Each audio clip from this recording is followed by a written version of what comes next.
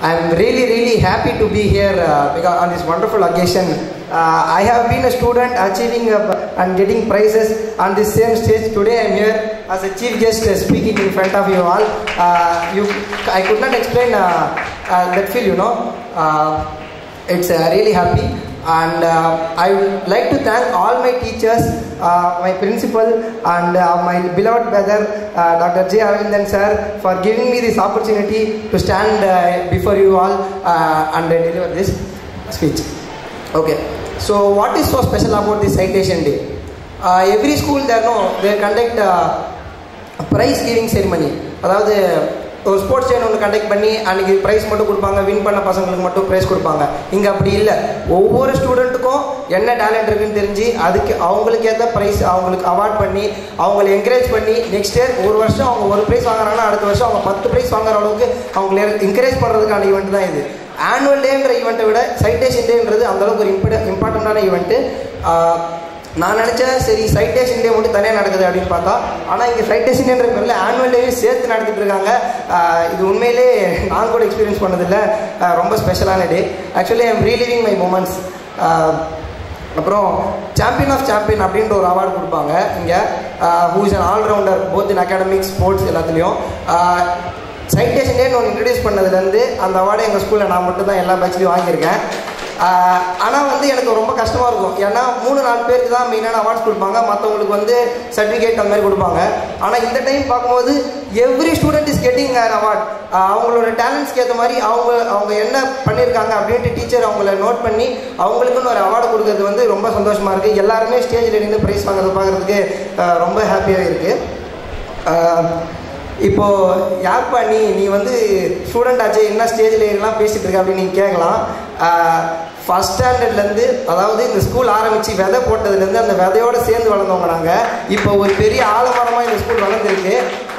மாமரம்னு வச்சுப்போம். அந்த மாமரத்துலேருந்து அந்த ஒரு ஸ்வீட்டான மாம்பழமாக என்ன அவங்க பார்க்குறாங்கன்னு நினைக்கிறேன். நாங்கள் மாமரத்துலேருந்தும் விழுந்துட்டோம். எங்களை ஒரு நல்ல வெண்டர் தூக்கிட்டு போயிட்டு ஒரு ரினவுண்ட் இன்ஸ்டியூட்டில் இப்போ MBBS படிக்க வச்சுட்டு இருக்காங்க. அதுக்கு ரொம்ப சந்தோஷமாக இருக்குது. எப்படி தேங்க் பண்ணுறதுன்னு எனக்கு தெரியல.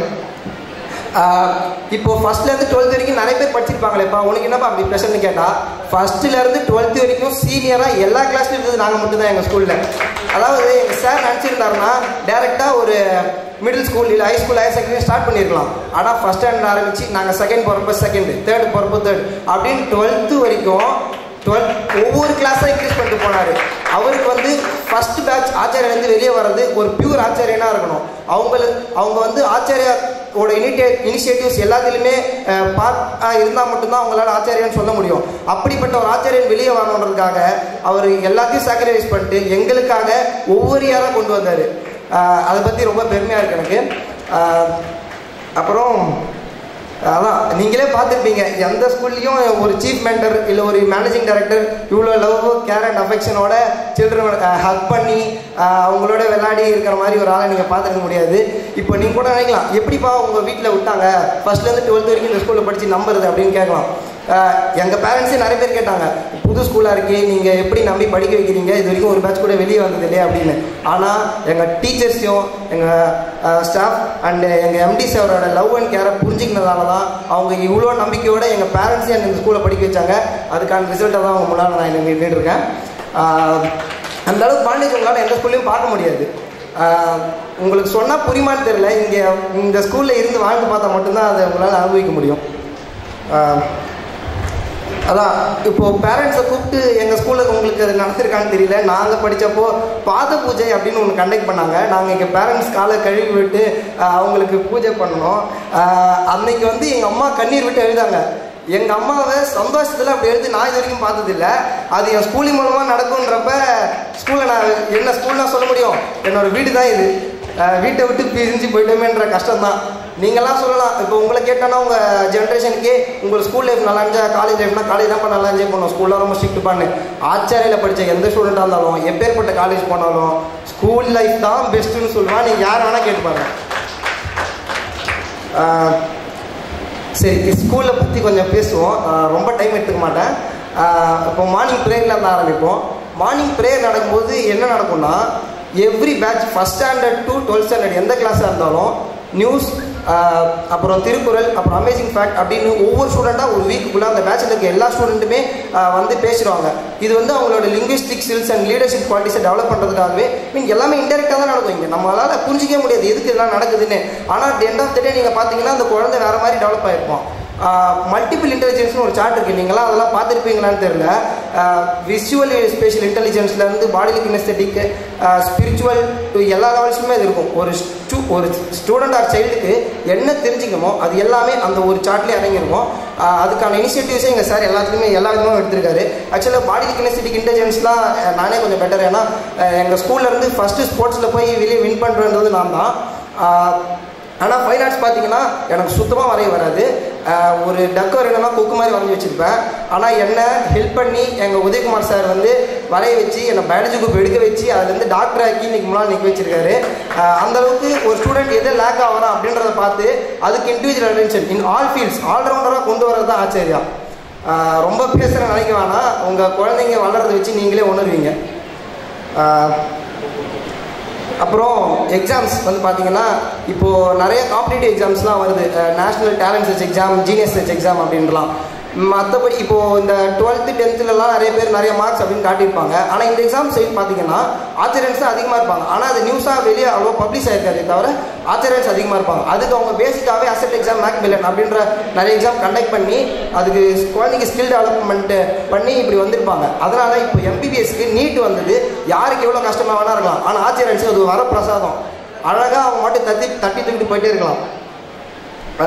ஃபஸ்ட்டு இந்த ஸ்கூல் ஆரம்பிக்கும் போது சிபிஎஸ்சி மற்றதெல்லாம் ஸ்டேட் போர்டு எப்படி இந்த ஸ்கூல் தனியாக வரும் அப்படின்ட்டு ஏதோ ஒரு அமைச்சூர் கற்றுக்குட்டி அது மாதிரி பார்த்தாங்க. இப்போ எங்களை பார்த்துட்டு எல்லா ஸ்கூலுமே சிபிஎஸ்சியாக மாறிட்டு வராங்க. இப்போ நாங்கள் தான் பயனர்ஸ், they are running behind us. எங்கள் சார் அப்போவே சொன்னார், எங்களுக்கு தெரியல எப்படி இதெல்லாம் நடக்கும்னு, ஆனால் இன்னைக்கு நடந்துகிட்ருக்கு. அப்புறம் நாங்கள் காலேஜில் பேசும்போது எனக்கே தெரியும் மற்ற ஸ்கூல்ஸ்லாம் எப்படின்னு. ஸ்கூலில் இருந்த வரைக்கும் ஆக்சுவலாக எனக்கு தெரியாது. டூர் பற்றிலாம் அப்படி பேசும்போது சொல்லுவாங்க, நாங்கள் வந்து குயின்ஸ்லாண்ட் போயிட்டு வந்தோம், ஊட்டிக்கே போயிட்டு வந்துட்டோம் அப்படின்ட்டு என் ஃப்ரெண்ட்ஸ்லாம் சொல்லுவாங்க. இவங்ககிட்ட சொல்லாமல் வேணாமா சொன்னால் நம்புவாங்கன்னு கூட தெரியாது. எங்கள் ஸ்கூலில் எங்கள் ஃப்ரான்ஸு, அமெரிக்கா, நாசாக்கெல்லாம் கூட்டு போயிட்டு வருவாங்க. நீங்கள் சொன்னால் இது இமேஜினேஷன் சொல்லுவீங்களா இல்லை என்ன சொல்லுவீங்கன்னு தெரியலையே அப்படின்ட்டு அவங்ககிட்ட சொல்கிறது கூட எங்களுக்கு ஒரு மாதிரி இருக்கும். அந்தளவுக்கு Acharya is totally different amongst all other schools.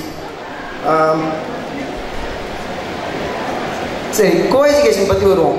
நிறைய ஸ்கூல் இப்போ கோ எஜுகேஷன் சொல்லிருக்காங்களே தவிர பாய்ஸையும் குளிச்சியும் தனித்தனி கிளாஸை வைப்பாங்க, அப்படி இல்லைனா பேச விட மாட்டாங்க. ஒரு ரெஸ்ட்ரிக்ஷன் இருக்கும். அந்த ரெஸ்ட்ரிக்ஷன் தான் நிறையா மிஸ் அண்டர்ஸ்டாண்டிங் வர்றதுக்கே காரணம். இங்கே வந்து எல்லாருமே ஈக்குவலாக பார்க்கப்படுவாங்க, அவங்களும் அவங்களை ஈக்குவலாக தான் பார்த்துப்பாங்க. எல்லாருமே பிரதர் அண்ட் சிஸ்டர் ரிலேஷன்ஷிப்ன்ற ஒரு நல்ல ரிலேஷன்ஷிப் இருக்காங்க தான் எங்கள் ஸ்டூடெண்ட்ஸ்குள்ளே எப்பயுமே ஒரு எந்த கட்ட மனப்பான்மையும் வரதில்லை. சரி, போதுன்னு நினைக்கிறேன். ஒரு எம்பிபிஎஸ் ஸ்டூடெண்ட்டாக என்ன சொல்லணுமோ அதை மட்டும் சொல்லிட்டு போயிடுறேன். ஆச்சாரியா பாலசிக்ஷா மண்டிலேருந்து first student to join MBBS நான் தான். அப்புறம் இப்போது ஸ்டூடெண்ட்ஸ் வந்து இப்போ எங்கள் காலேஜ்லேயே பார்த்தீங்கன்னா ரிசர்ச்சு இல்லைன்னா ப்ராஜெக்ட் ப்ரெசன்டேஷன் அப்படின்னு அவங்க வாலண்டியர் கூப்பிடும்போது ஃப்ரண்ட்டில் யாரும் வரமாட்டுறாங்க. எல்லாருமே என்னோட அதிகமாக மார்க் எடுத்து வந்தவங்கலாம் இருக்காங்க, ஆனால் யாருமே வந்து தேர் நாட் கம்மிங் ஃபார்வர்ட். அது ஏன்னு எனக்கு புரியல, அவங்கக்கிட்ட கேட்கவும் முடியாது. அது நம்மளாம் புரிஞ்சிக்க வேண்டியதுதான். ஆச்சரியில் இருந்தால் ஆட்டோமேட்டிக்காக வந்துடும், இல்லைன்னா கஷ்டம்தான் போல அப்படின்ட்டு. அதான் சொல்லுவேன், நீங்கள் வந்து இப்போ நான் எம்பிபிஎஸ் படிக்கிறேனேன்றாங்கல்ல, எல்லா ஃபீல்டுமே ப்ரோஸ் அண்ட் கான்ஸ் இருக்குது. உங்கள் குழந்தைக்கு என்ன வேணுன்றது அந்த குழந்தைக்கே கண்டுபிடிக்கிற அளவுக்கு எபிலிட்டியை ஆச்சரியை கொண்டு வந்துடும். அதனால் அந்த வேலை உங்களுக்கு இருக்காது. நீங்கள் அதுக்கு ஹிண்ட்ரன்ஸாக இல்லாமல் சப்போர்ட் பண்ணால் போதும். அந்த குழந்தை என்ன ஆசைப்படுதுன்னு பாருங்கள். அது சயின்டிஸ்ட் ஆகணும்னு ஆசைப்பட்டுச்சுன்னா அது உண்மையிலே ஆசைப்படுதுன்னா என்ன பண்ணணும்னு ஆசைப்படுது, அதுக்கான இனிஷியேட்டிவ்ஸை நீங்களும் கூட சேர்ந்து எடுத்தீங்கன்னா கண்டிப்பாக அந்த குழந்தை ஒர்க் பண்ணும். அதுக்கு எதாவது நீடு இருக்கான்னு பாருங்கள். இப்போ நம்ம பார்த்த மாதிரி ஒரு வீடியோ ப்ளே பண்ணாங்க, அதை நீங்கள்லாம் பார்த்தீங்களான்னு தெரியல. வாட்டர் கிரைசிஸ்க்காக நம்ம ஸ்டூடெண்ட்ஸ் ஒர்க் பண்ணியிருக்காங்க.